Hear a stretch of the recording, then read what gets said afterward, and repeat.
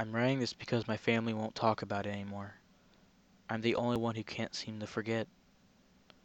I was raised on the outskirts of Preston, a small town in the southern Idaho with a population of around 5,000.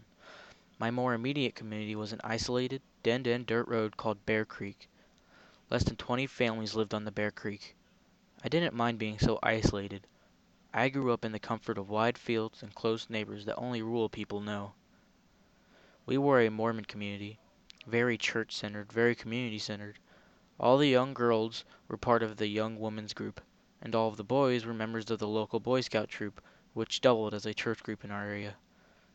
We had 4th of July parties at the local ballpark and swam in the nearby reservoir.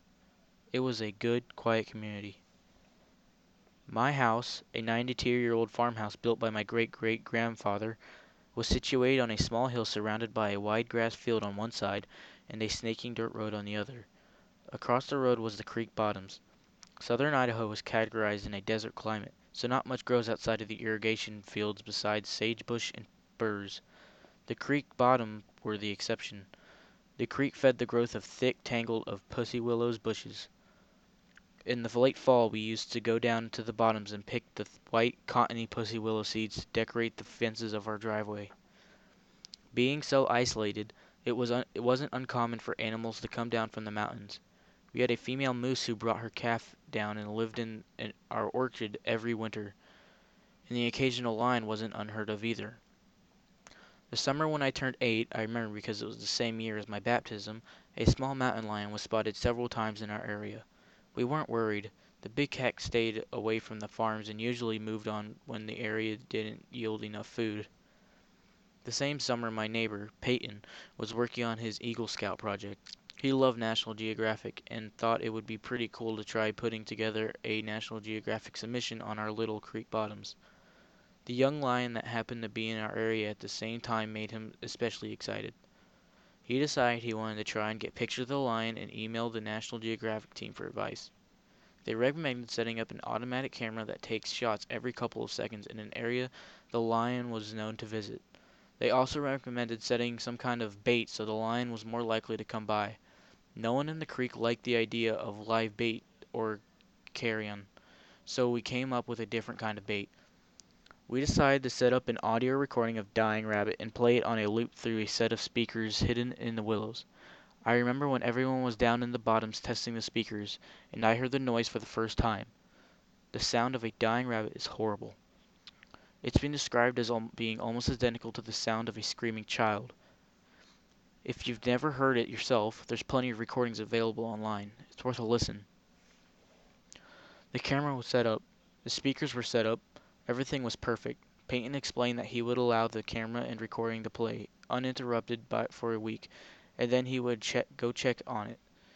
This would give time for our scent to fade from the bottoms and encourage the lion to come closer. At first I was worried about the noise.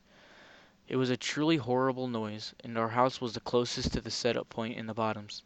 My father assured me that the noise wouldn't reach as far as our house, and I was relieved when we arrived home that night and he was correct. The bottoms were far enough away that I couldn't hear anything. I remember Peyton the next day at church. He was fidgety and excited to check on the equipment, but he had to wait a week, which everybody kept reminding him.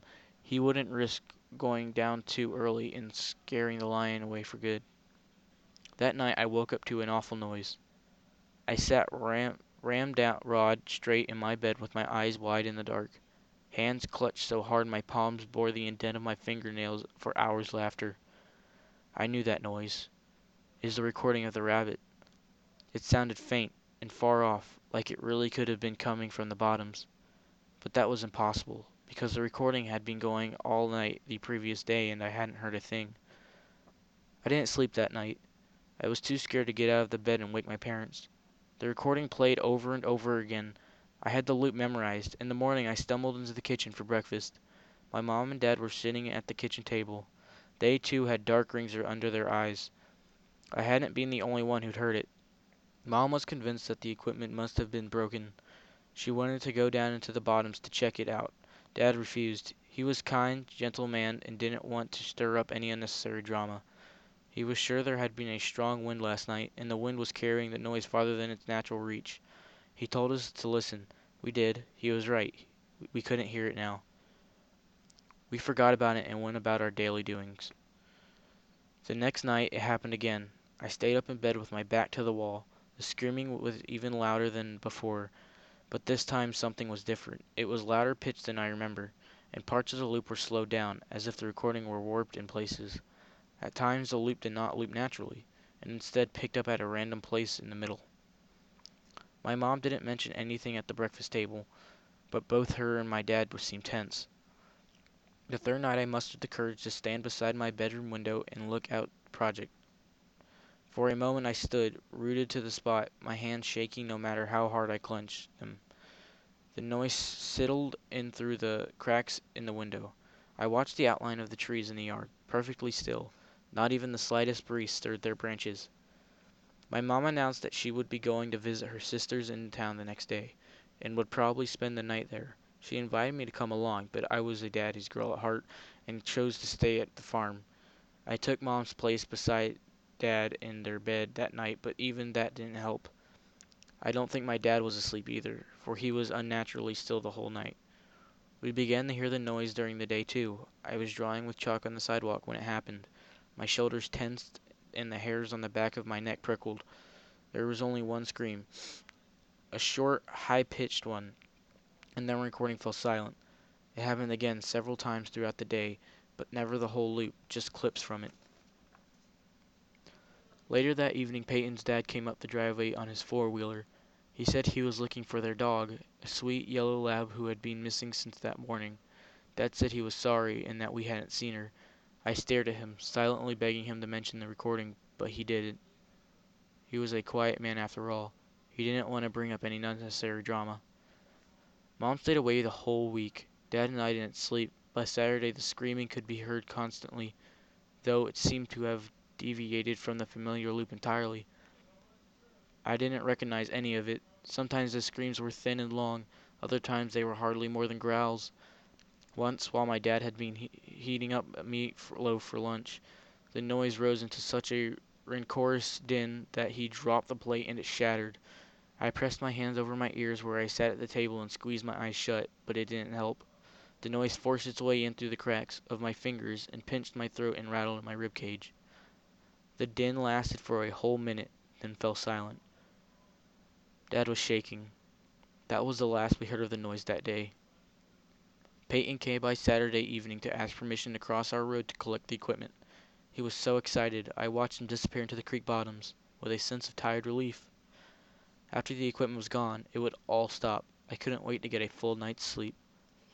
Not a minute later I spotted Peyton coming back up the creek. I was confused.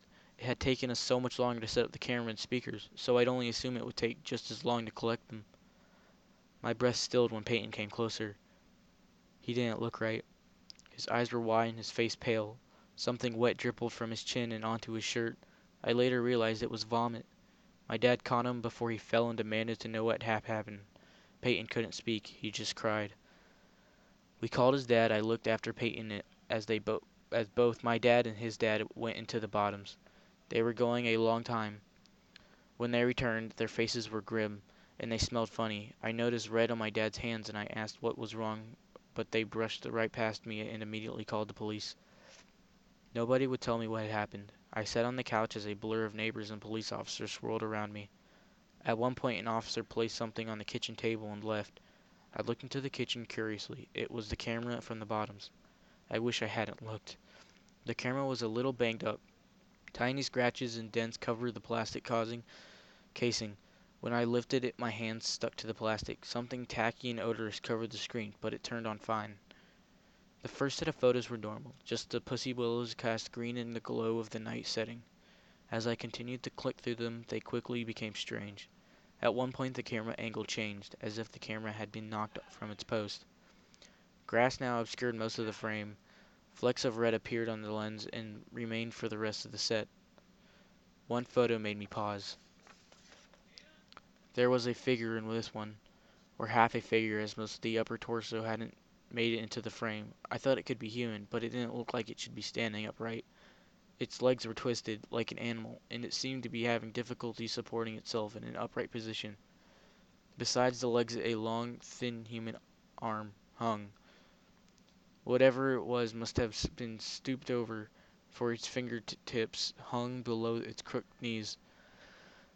The next set was different. It was as if the camera had been picked up and was now being held. The first photo was of the bottoms at night. The next startled me.